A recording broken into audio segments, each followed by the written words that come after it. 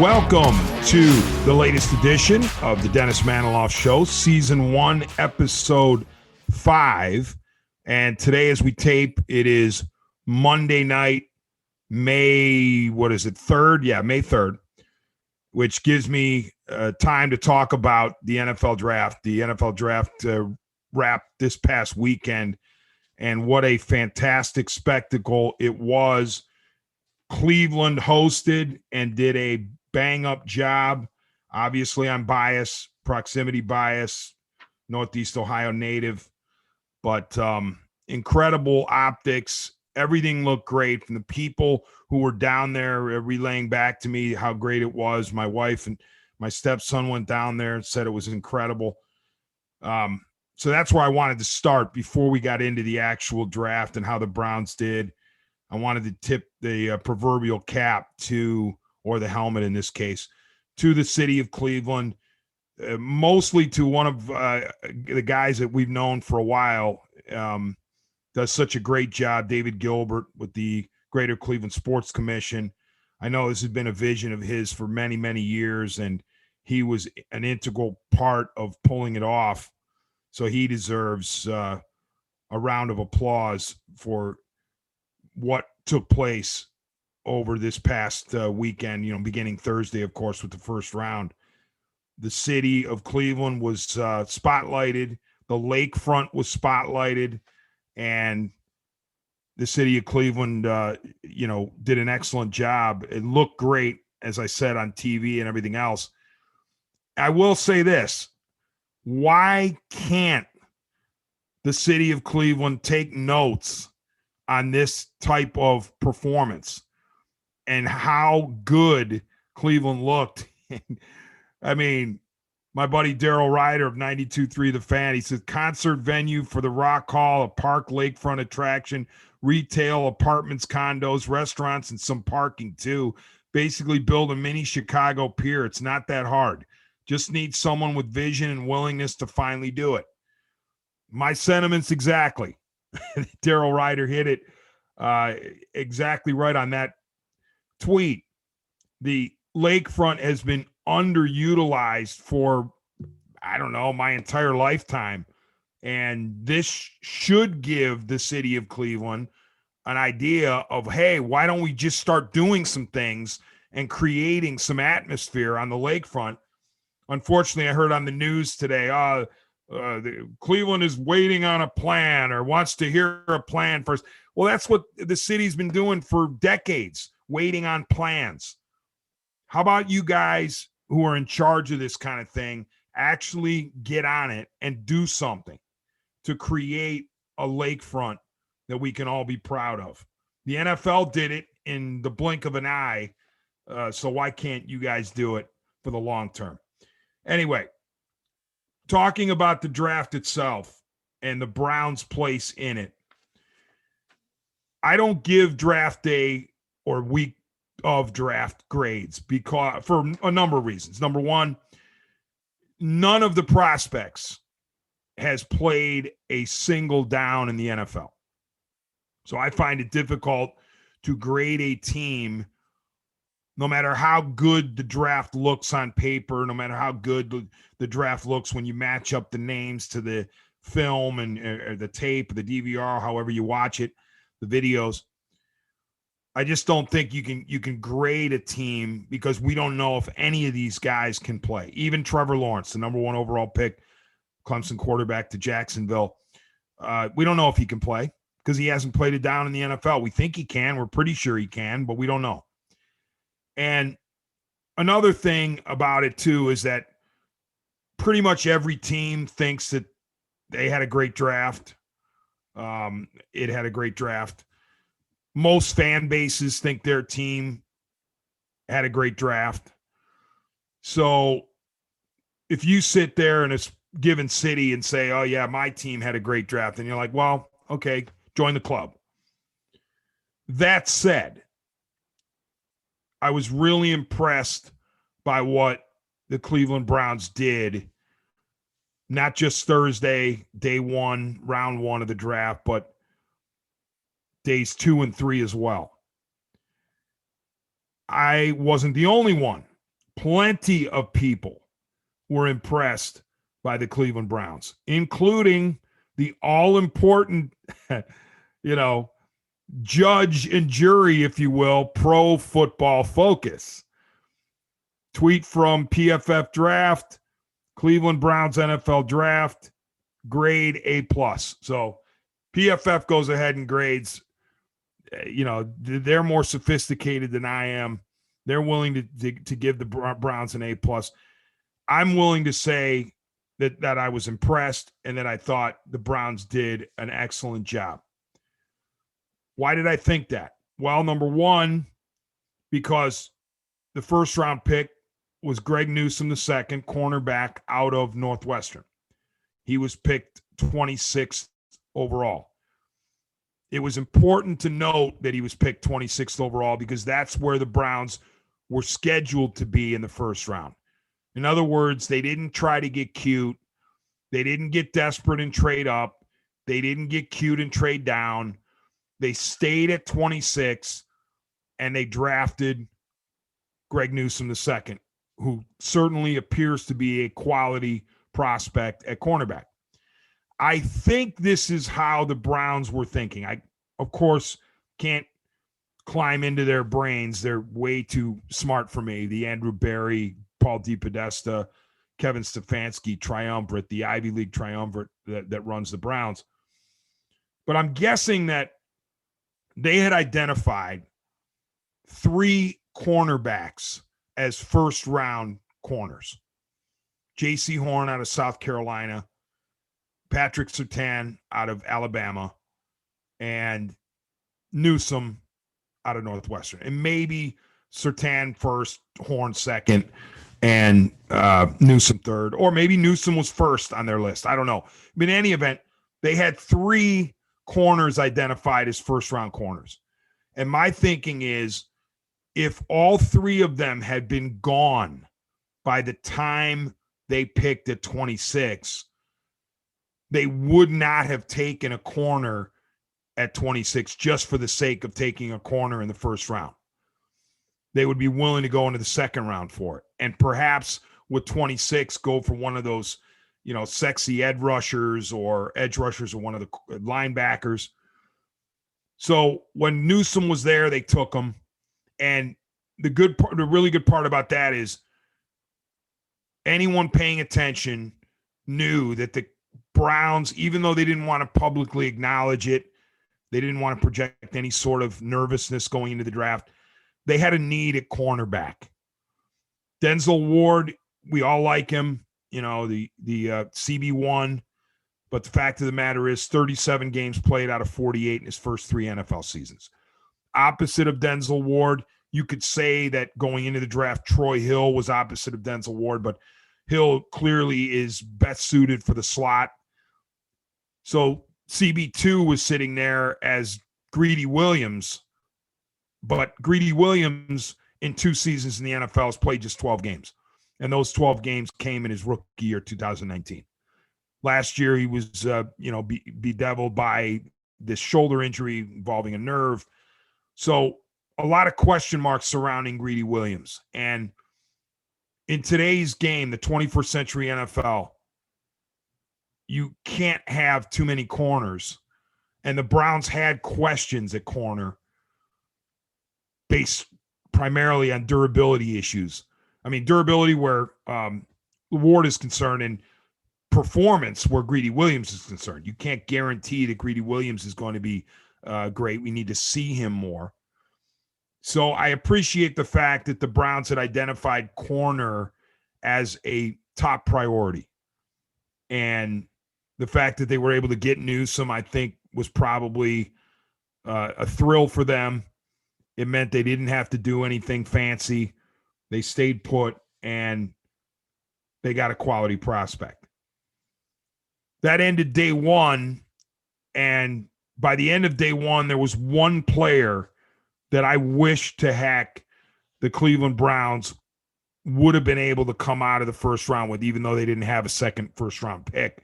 I was kind of like, well, I like Greg Newsome II. I'm a Northwestern alum.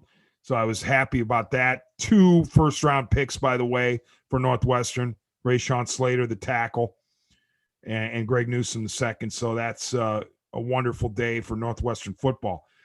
But the one guy I wish the Browns would have come out of the first round with somehow, some way, was Jeremiah Owusu-Koramoah, the linebacker from Notre Dame. And as I went home that night after Thursday night, did a radio show for WTAM 1100 and 106.9 FM here in Northeast Ohio. I was thinking of talking to a buddy of mine, Artie, and I was saying, man, is there any way that the Browns could get JOK? I call him the Joker. Some people just call him JOK. Any way we could get JOK in the second round? And Artie and I both thought, no, he's going to be snapped up in the early portion of the second round, way too early for the Browns, who are scheduled to pick 59th. Well, the second round begins, and the Joker's not being picked, and all of a sudden, he drops into the 50s. The Browns strike. They move from 59 to 52 with a trade with Chicago through Carolina, and they nab the Joker. And I could not have been happier. I was thrilled because the 2 guys that I had talked about the most over the, 3-week run up to the draft, where I was really studying for the radio draft show, were Greg Newsome the second and the Joker, and the Browns landed them both. And they didn't just land them as like picking 26th and 29th or 33rd and 36th. They were able to get them at 26 and 52, so 26 picks apart. I didn't think that was realistic. It happened. I'm thrilled because I think the Joker's a heck of a player. When I watch Notre Dame football, and I just happen to watch a lot of Notre Dame football, he jumped off the screen. I was like, this defensive player is everywhere. He loves to hit people. He's a human wrecking ball, a heat-seeking missile, if you will. I want that guy to play for the Browns. And sure enough, the Browns nabbed him. Now, today, we get word from Adam Schefter of ESPN, the outstanding reporter for ESPN, who's got incredible sources, that the Joker's drop can be attributed to concerns about his heart muscle. Not his heart as in desire, but his actual heart muscle, that it scared a lot of teams away. Now, the specifics of it, we don't know, and that's probably going to be kept under wraps. But, Shefty wouldn't have come out with that if he didn't have rock solid sources. And here's another thing. When I was doing the post-draft analysis on another show on WTM 1100, I got a text from a guy who is really piped in with Notre Dame football. And he said one of the reasons that he thought that the Joker had dropped was because Joker declined to take a cardio MRI test. So what my source told me through his sources was consistent with what Shefty was talking about, that there was a concern about the Joker's heart muscle. Well, doctors, and that was used as plural today, said that the Joker's good to go and there are no issues.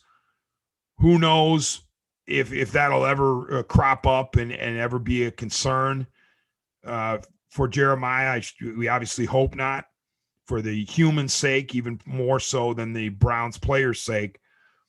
But that is probably an explanation for why a player of that kind of talent was able to slip into the 50s, where the Browns said, you know what, now we have the ability to strike. They were able to use one of their third-round picks to get up there and grab him. And I can't wait to see Joker, in a Browns uniform, doing what he's capable of doing. And I guess I've got to trust the Browns medicals, the Browns medical staff. I mean, they had to know, even though we're dealing with a non-combine year and you have to do a lot of stuff by Zoom and all this other thing, I can't believe the Browns were oblivious to any sort of concerns about the Joker's health. And so you would think that they investigated it fully and were satisfied that he was going to be okay. So first two picks, could not have been more pleased for the Cleveland Browns. And then, round 3 was interesting too, because they were picking 91 overall. Now it was the only third-round pick after the trade up to get the Joker. And I had mentioned to Artie, the aforementioned Artie from Rocky River, super buddy and also incredibly well-versed in the NFL draft. Very, very knowledgeable about the NFL draft. I'd mentioned to Artie, what about this guy, Anthony Schwartz from Auburn as a speed receiver? Because to me, another need for the Cleveland Browns, not necessarily jumping off the page like corner, but definitely a need was speed in the receiver room. And I mean, world-class speed. Obviously, Odell would say he's fast, and Jarvis would say he's fast, and Higgins would say he's fast. And to the general population, yes, those guys are burners. But I'm talking NFL world-class track-type speed. The Browns receivers room was lacking. So I was thinking they were going to go after a receiver with heavy speed in the first few rounds. Obviously not the first round unless it was somebody that just blew them away. But somewhere between rounds 2 and 4, I thought they'd grab a speed guy. Well, I had mentioned to Artie, what about Anthony Schwartz? We talked about him being raw, being young, but having blazing speed. I submitted that he was underutilized at Auburn with their somewhat antiquated passing attack at times. Well, guess what? The Browns at number 91 take Anthony Schwartz, wide receiver, Auburn, and I pinched myself so many times I was blue. So it was incredible to see and to hear that the Browns took 3 guys that I had my eye on at 3 different positions. And so I was thrilled with what the Browns had done to that point. I didn't care what happened the rest of the draft. As it turned out, they have 2 4th-rounders, 2 5th-rounders, and a 6th-rounder. And among those picks, James Hudson, offensive tackle, Cincinnati. Tommy Tugia, the defensive tackle at Ohio State. A strong man, to say the least. And there is a position where you could argue is a position of need, defensive tackle. Tony Fields, the second, linebacker, West Virginia. Richard LeCount, safety, Georgia, and Demetric Felton, running back, UCLA. So intrigue with the rest of the picks. I'm not trying to disrespect the guys who go after the 3rd round, but who knows? I mean, it feels like more of a crapshoot after the 3rd round, but plenty of all pros have come from round 4 or later. And I wouldn't count out Tommy T at all based on what I saw at Ohio State, how strong a dude that guy is. He certainly would seem to fit the profile of a run stuffer at the NFL level. So my tip of the helmet to the Browns for not trying to get fancy, not trying to show off, not worried about, style points. They identified players. They clearly drafted players where they, not only a system fit, but a certain athleticism and speed blend. This team definitely needed to get faster, not just the receiver room.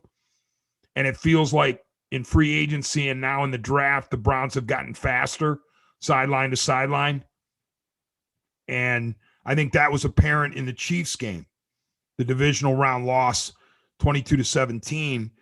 The Browns needed more speed at a lot of positions, and I think they've really upgraded the speed in the offseason. So couldn't be more pleased for the Browns fans, especially, to have seen this front office and this coaching staff going to work and helping this Browns team get better and better. All right, when we return to the Dennis Manoloff Show, Season 1, Episode 5, I want to talk briefly about round 1 of the NFL draft and specifically about Packers quarterback Aaron Rodgers. Hello, Brooks here with the Books with Brooks monthly book club podcast. We read one book a month and then we talk about it. Books like Stephen King's The Shining or Where the Crawdads Sing by Delia Owens. If you're on the hunt for book recommendations and enjoy sparkling conversation, come read along with us and then listen in. Hi, my name's Jeremy Powell, co-host of the Oranges, Oranger, Browns podcast. Check us out anywhere you listen to podcasts. For all your Browns coverage, post-game, pre-game, anything you need Browns, you'll find it here on the Oranges, Oranger, Browns podcast. Want to hear more about your favorite TV shows and movies that are on countless streaming services? Then listen to Up Next with your new favorite hosts, me, Kristen Aviles, And me, Christina Walter. Every other week we'll highlight one genre, but 2 movies or TV shows, one old and one new.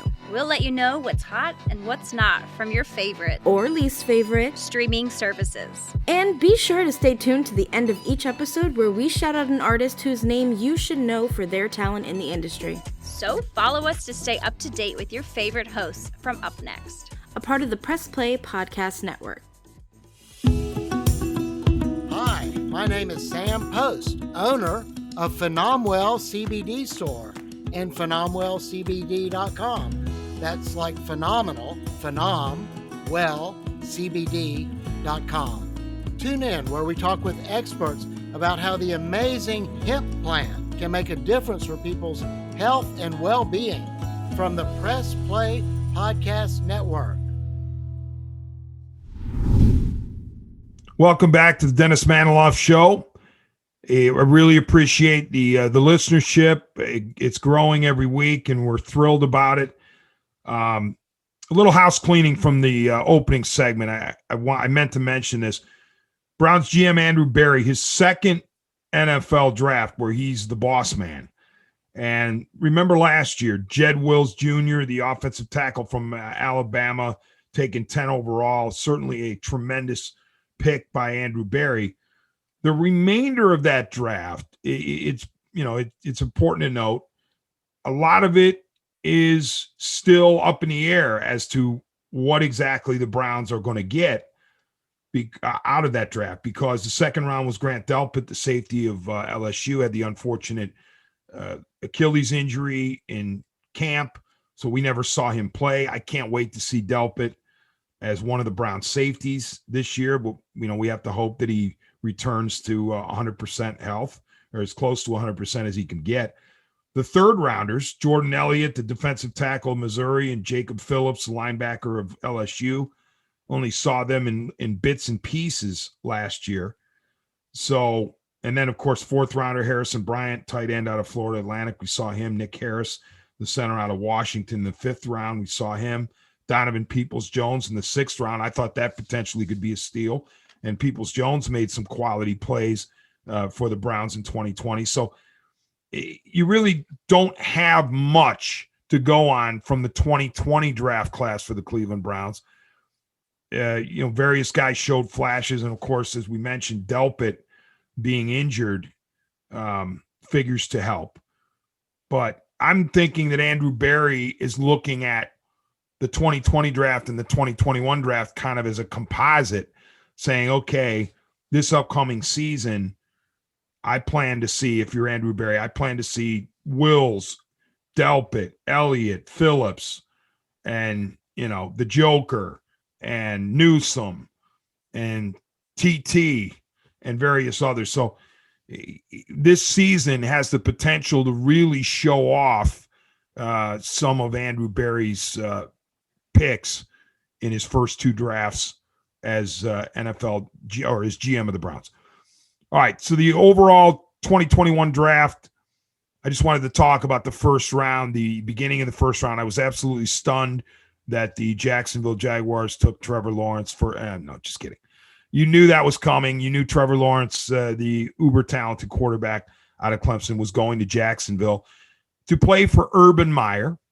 And it's going to be fascinating to watch Urban Meyer in his first run as an NFL head man, see what his Jaguars can do. I don't see why Urban Meyer can't succeed at Jacksonville. It might not happen overnight, but I don't see why it can't happen at some point.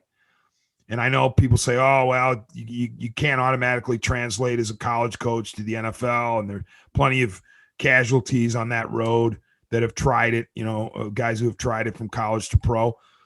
But I think the template, or, the way that Jacksonville should look at it, or Jacksonville fans, is Jimmy Johnson and Troy Aikman.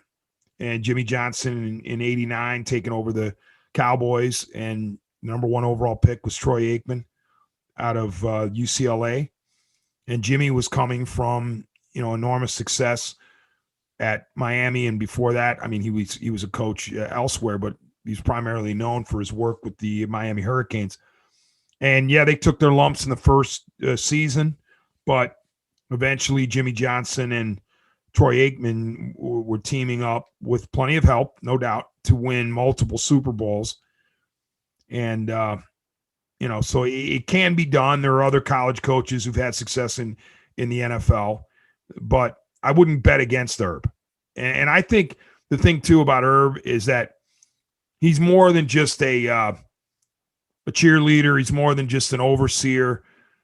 He showed me in his work in the Fox studio while he was after he was no longer the Ohio State coach, showed me an incredible X's and O's acumen, incredible mind for the game, incredible technique. Because sometimes, at least I did, and maybe I'm wrong, maybe other people didn't hear this, but it felt like Herb was being discounted a little bit at Ohio State for being a CEO and not really getting his hands dirty with the X's and O's and the play calling and everything else. But he's a heck of a teacher. And based on what I saw just in his studio work for Fox. So I think that he's the perfect guy for a young team like Jacksonville has. He has a great, obviously Herb has a great football mind. So I'm excited. I'll be rooting for the Jaguars from afar because I like Urban Meyer a lot. And for that matter, I like Trevor Lawrence. But the top 3 picks, quarterbacks, not unexpected, Lawrence. And then you had, I know you had Trey Lance. It's coming to me, by the way. Second overall was Zach Wilson to the Jets, the BYU quarterback. And then third was Trey Lance, North Dakota State, going to the 49ers. Lawrence and Wilson were locks, if you believed what you read and heard, and I did, so they were locks. It was pick 3 that was the question. What were the 49ers going to do? What was Kyle Shanahan going to do? He opted for Trey Lance, and Shanahan certainly hasn't talked as though Trey Lance is some project who's going to need like 2 or 3 years of seasoning, but he's also said that Lance has his work cut out for him to beat out Jimmy Garoppolo. There were some who thought Jimmy Garoppolo was going to be a Patriot by the end of day one. That didn't happen. But we'll see about Trey Lance. I wouldn't bet against Kyle Shanahan either because he's a heck of an offensive mind. So if he thinks Trey Lance is good, then he's good enough for me too. And, rounding out the top 5, Atlanta took Kyle Pitts, the tight end from Florida, and then the Bengals took Jamar Chase, the wide receiver from LSU. Didn't surprise me in either one of those situations either.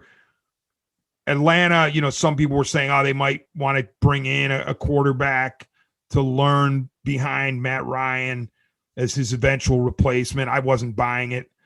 I knew that Kyle Pitts was going to be there at 4, and I think you'd be silly to pass on Kyle Pitts if you were the Falcons, and they weren't silly. They went ahead and grabbed him. And Matt Ryan is not a bad quarterback. I mean, it's easy to go with the flavor of the day, flavor of the second. We're constantly cycling through quarterbacks in the NFL these days. But Matt Ryan, to me, has a few more good years left. He's also got a massive dead cap hit, so you don't just want to cut him even if you don't like him. You pay the price for it, literally and figuratively. But I think Matt Ryan's a solid to good quarterback, and you give him Julio Jones, Calvin Ridley, and Kyle Pitts. And I think the Falcons have a chance to do some really good things offensively. I mean, last year they were able to score in the majority of games. And, really offense wasn't anywhere near the problem for Atlanta as the defense was. So I will be fascinated to watch Ryan with those three weapons specifically in Jones, Ridley, and Pitts. And then pick 5, I was hearing all this noise about Penei Sewell from Oregon, and he went after that, but I wasn't buying it. I thought that the Bengals were going to want to reunite Joe Burrow, the quarterback, with his former LSU teammate Jamar Chase. And so I didn't have any issues at all with the Bengals picking Chase, other than the fact that he's potentially going to cause the Browns some headaches, given that the Bengals are in the same division, the AFC North.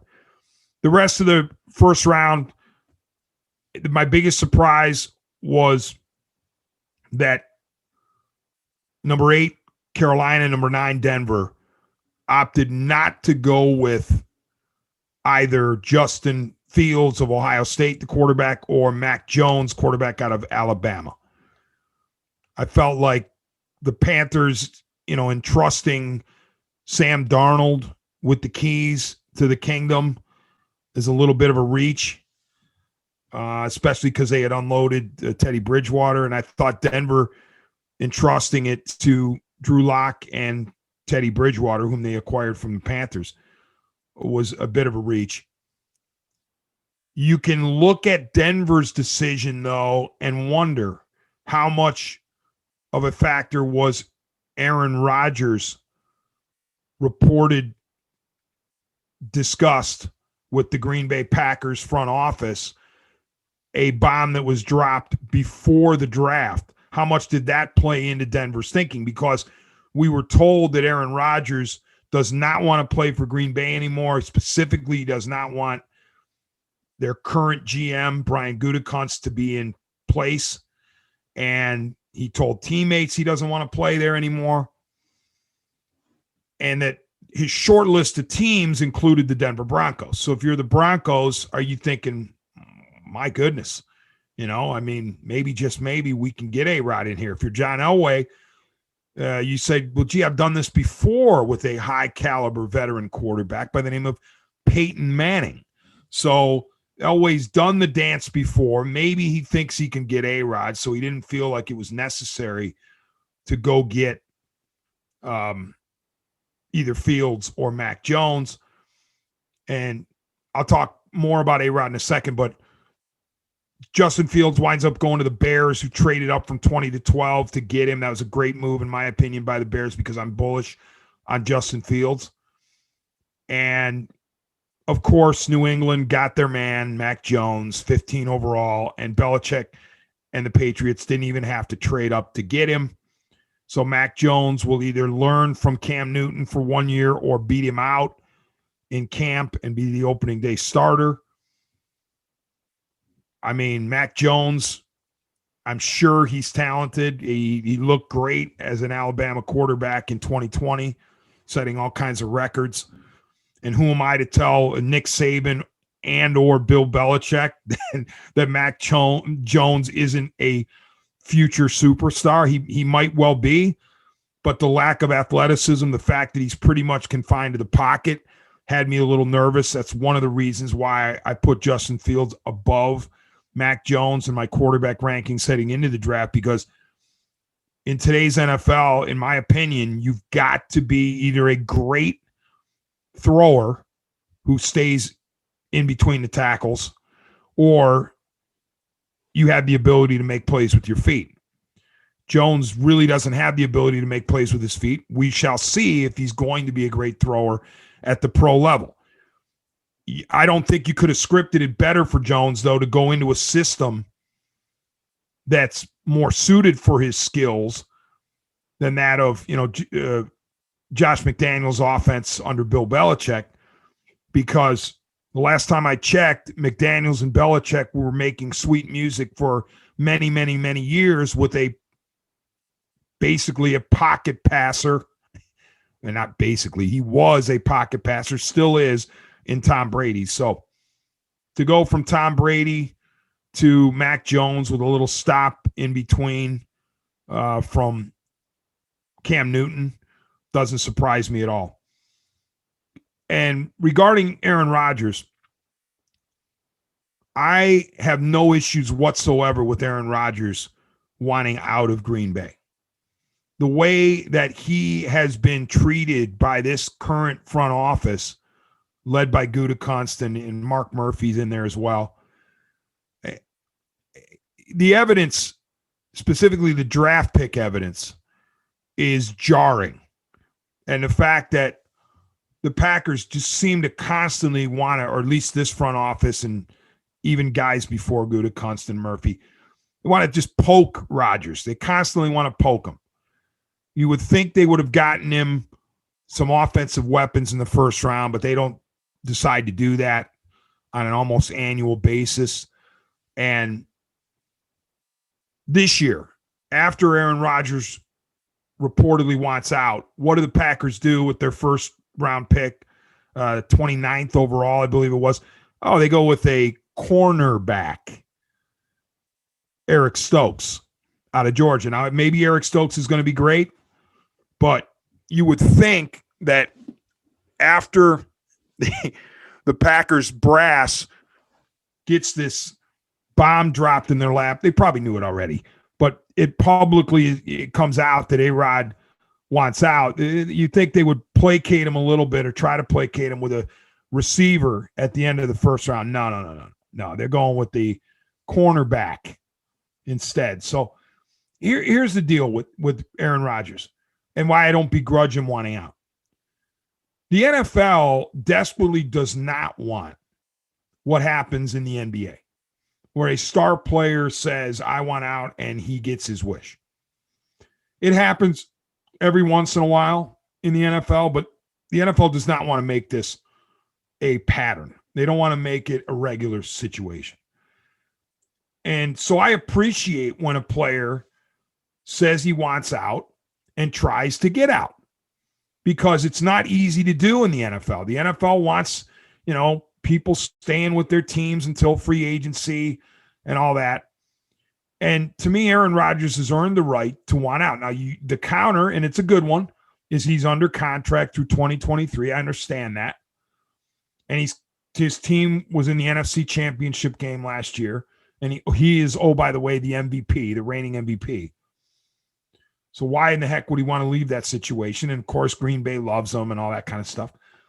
But my point in the counter to that counter is there's nothing in the rule book that says an elephant can't pitch, and there's nothing in the rule book that says a player must stay with one team, one organization for the duration of his career, even if that's what that player wanted to do. And I think that Aaron Rodgers looks at Tom Brady as an example.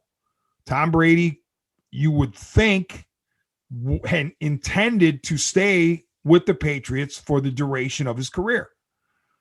It didn't happen, though, because eventually Bill Belichick was ready to move on. Tom Brady said, I still got game in me. They parted company. They both said nice things about each other, but they parted company. And Tom Brady signed with the Tampa Bay Buccaneers, and in his first year with the Buccaneers, took them to the Super Bowl and won the Super Bowl. But the point is that that Tom Brady did not remain with the New England Patriots for the entirety of his career. So Aaron Rodgers is sitting here going, I was drafted in 2005. I sat for 3 years behind Brett Favre. I've been a Packer, my entire career. Why can't I test the waters somewhere else in the very latter stages of my career? And that said, though, even with that thought, he probably didn't want to leave Green Bay. I think that the front office has forced his hand. He's gotten to an untenable situation with this current front office, and both sides supposedly are digging in.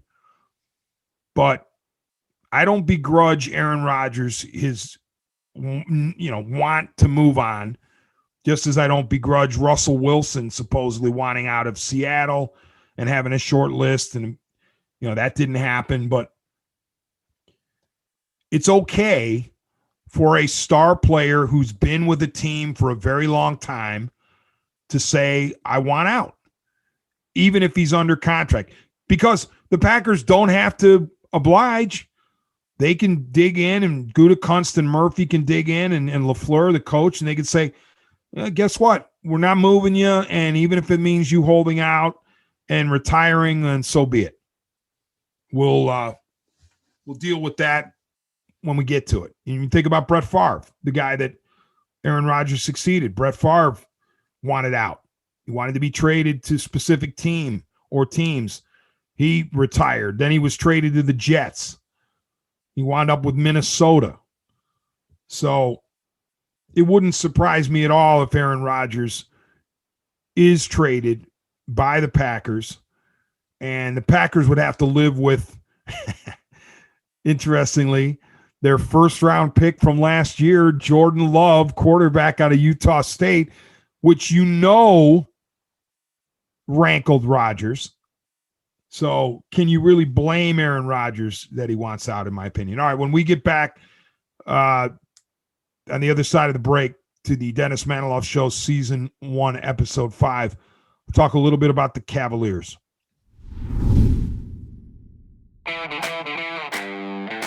You've been pining, you've been waiting for Rega and Rhoda to get back together. We gotcha. Press Play Podcast. We're ready to go. We're going to have our podcast with everything that you want.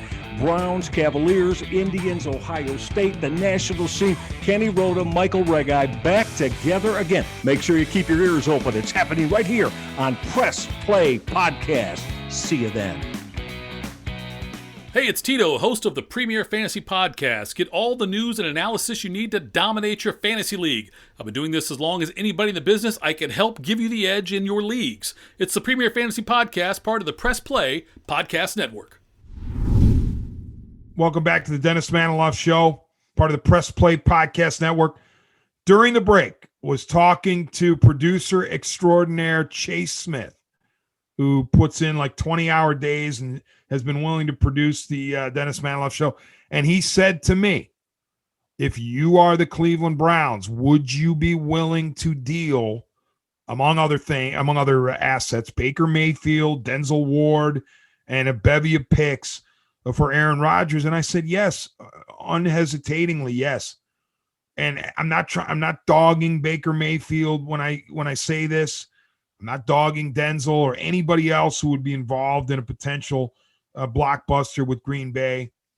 We're Green Bay to even entertain it.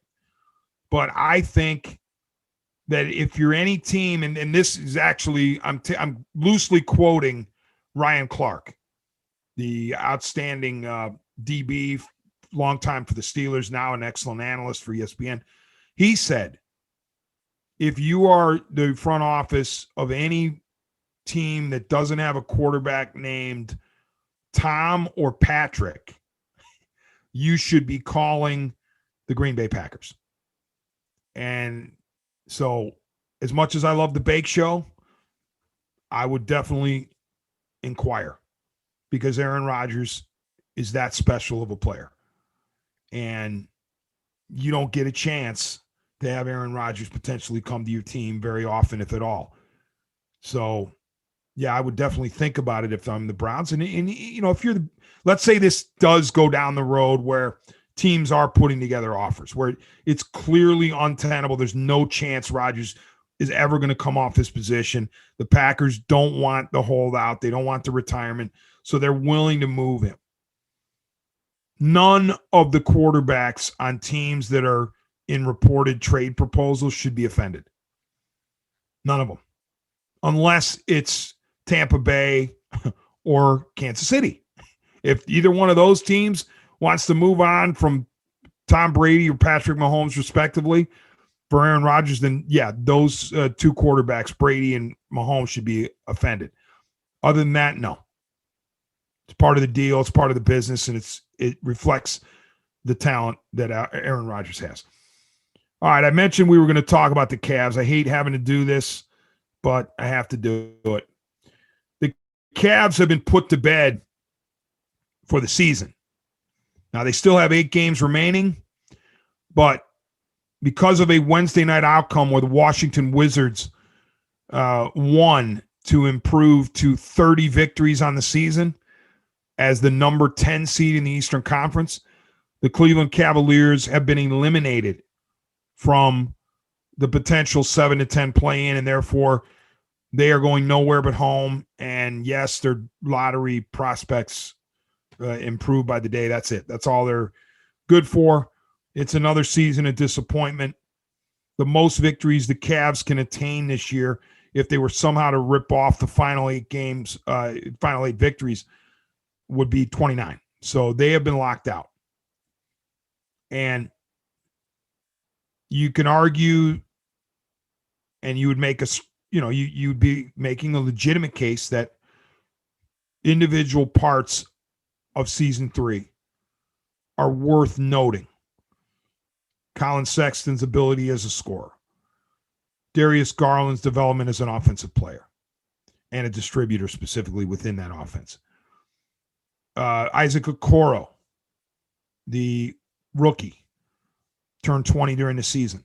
His development, not as great as some people would like to see, but he's done some good things. Jared Allen, acquired from the Nets in the blockbuster James Harden trade. He's a piece you can win with going forward. Are any of those 4, Okoro, Garland, Sexton, Allen, guaranteed to carry the Cavs to playoff glory? Who knows? But it's a nice little group to start with. I will say this, though, about the Cavs. They got to start winning. Cloaking themselves in this rebuild in perpetuity is just not going to cut it.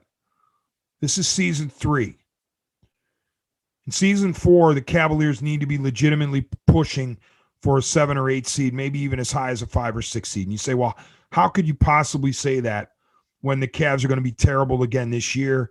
They're going to be drafting high in the lottery. I'm saying it because I don't want it to be 2, 3, 4 years from now saying, well, you know what? It's years 5, 6, 7 of the rebuild, and they're coming. Trust me, they're coming. Because here's the thing about rebuilds. If they take too long, the guys you originally thought were going to be the cornerstones of the rebuild have moved on. So this team needs to start winning now and being serious about winning. I don't want to hear rebuild mentioned in Cavs camp, and they'll claim they never mention it, but I don't want to hear it. I don't want to have it implied. I don't want the excuses anymore. Oh, we're young. I'll stop it. It's time to start winning. Year 4. You're on the clock, Cavaliers. Speaking of being on the clock, speaking of draft. Well, as I mentioned, the 4 guys, Allen, Sexton, Garland, and Okoro being relative bright spots. There is definitely an albatross that the Cavaliers are carrying around with them, and his name is Kevin Love. Just a disaster in so many ways. A $31.2 million disaster this season. I don't want to hear about anything pertaining to Kevin Love and his leadership skills or what he means to the young guys or any of that crap. The guy's a $31.2 million player, and he's playing like trash on most nights. The other night, 22 minutes, 0 shots. 0 shots attempted. Then he comes back with 25, and we're all supposed to be good with it. And I said this on the previous podcast. I'll say it again. I don't wish Kevin Love's mental situation on anyone. And I'm being entirely serious. The anxiety, the depression that he deals with. I said it last podcast. I can relate, unfortunately. I don't wish what he's going through on anybody.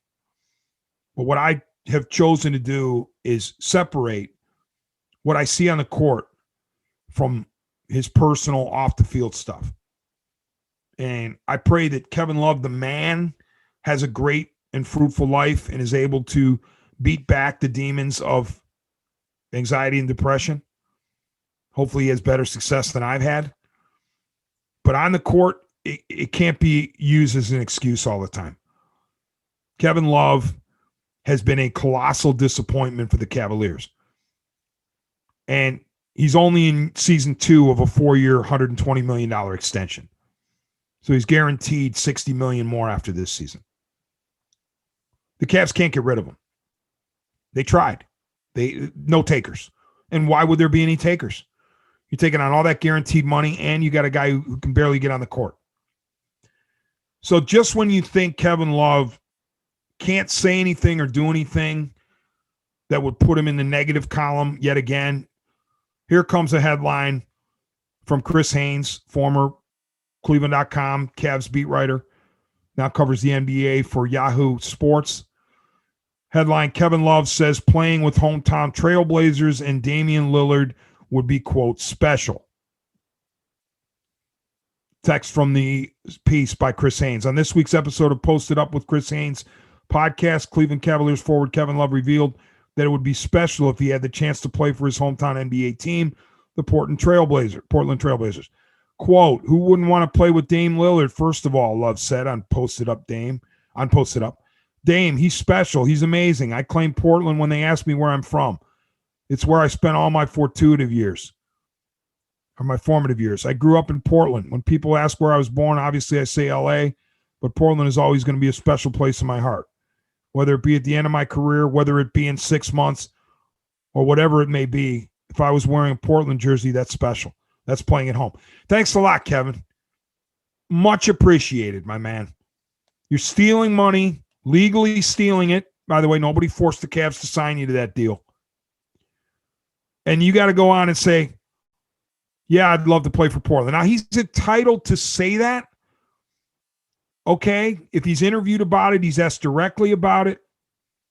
But why did he have to add this? Whether it be at the end of my career, whether it be in 6 months. Why? Why did you have to say that, Kevin? You're getting paid $31 million to average basically 12 points a game. You missed the majority of your team's games in Cleveland. You're getting paid. You're under contract by the Cavaliers for the next 2 seasons at an average of 30 per. Why can't you just say, you know what? Sometime down the road, Portland sounds intriguing to me. And yeah, they got Dame Lillard, and Lillard's great. But right now, I'm a Cavalier. I am a Cleveland Cavalier. I'm contracted to play for the Cavaliers. And I can't wait for next season when I lead the Cavaliers to glory. Why can't you say that? Either that or do what Aaron Rodgers did. Publicly let it be known that you want out. But don't do the passive-aggressive mishmash. Oh, yeah, you know what? It would be kind of cool to play for Portland, even if it's in 6 months. So much for leading the Cavs anywhere. These young Cavs who are hanging on your every word and your every action. They're supposed to follow you where, Kevin? Where exactly? They're going to follow you to Portland? Oh, great. So, and we keep hearing about how Kevin's disgruntled. Love is disgruntled. He doesn't want to be here. He's sick of losing. Kevin Love, when you signed the 4-year, $120 million contract, you had to know that losing was on the horizon. You had to know. LeBron was gone, and KI was long gone. You knew this was going to be a rebuild. You knew you weren't going to win much, but you gladly held out your hand and grabbed the pen and named a paper to get that contract in the bank. 4 years, $120 million. I don't want to hear that Kevin Love is tired of losing. He knew what he was signing up for, or he should have known what he was signing up for. And either Kevin Love says to Chris Haynes, you know what? I want to move on. I'm tired of the Cavs. Or say to Chris Haynes, hey, Portland's a great place to play, I'm sure. Dame Lillard's a great player, but I am a Cavalier. And I can't wait for these next 2 seasons with the Cavs. One of those two. Instead of the, are you in, are you out? Are you fitting in, are you fitting out? So more disappointment from Kevin Love. All right. When we return, the final couple of minutes, I want to devote to a friend who was lost, whose life was lost far too soon. We'll be back.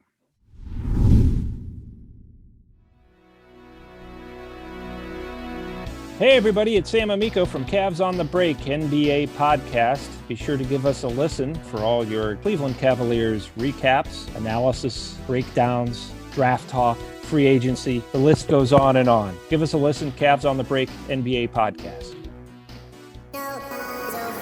Hey, it's JD from the Hyman Podcast. I created this podcast to have hard conversations.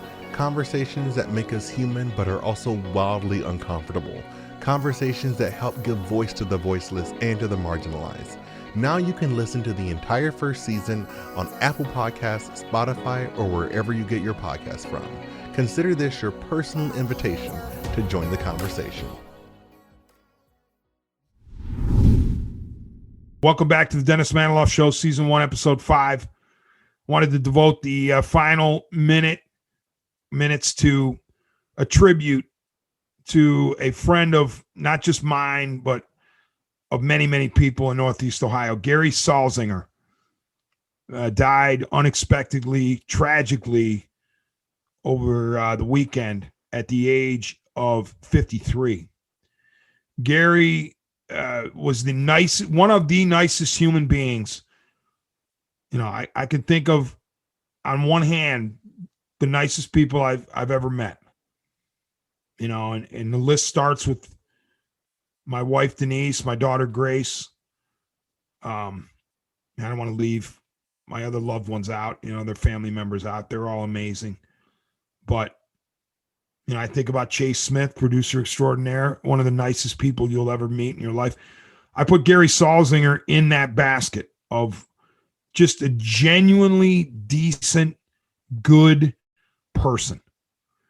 I got a chance to first meet him and deal with him in the 90s when I was covering the Cleveland Crunch, the indoor soccer team, the professional indoor soccer team for the Plain Dealer and Cleveland.com.